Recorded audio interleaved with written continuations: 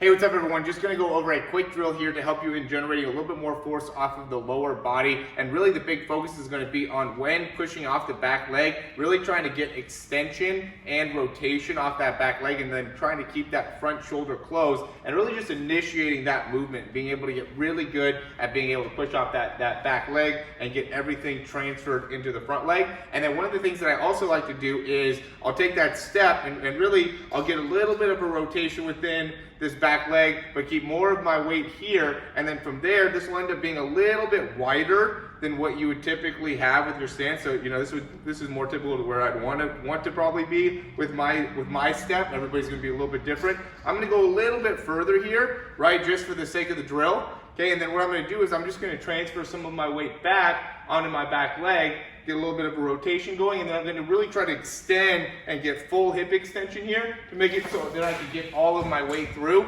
just to feel how to push off that back leg. Okay, so you're just going to get a little bit more distance, and then from there get a little bit of a rotation, get that heel off the back of the ground, and then from there just push off and get your arm all the way through, and it'll really help you in being able to establish that push off and getting that extension through that back leg. The reason we want to put a big focus on getting the extension off of the back leg is because when you're actually throwing, you want to be able to get full hip extension, right? So we want to be able to rotate within the hip and then also push off within the hip. Okay, so we're going to go ahead and do just a full speed throw now. All right, what we're looking to really see here is when you're going and pushing off that back leg, really getting that hip to rotate around so we could see the back of your pants and the back of your shorts, so we could really see the rotation that's happening in your lower body. So notice that when pushing off that back leg, not only is it a push forward, and we really want to work on getting that extension as well, extension through the hip, but we also want to work on being able to rotate through the hip as well in order to deliver the best throw that we possibly can. Obviously right here, I'm really trying to emphasize on pushing all the way out,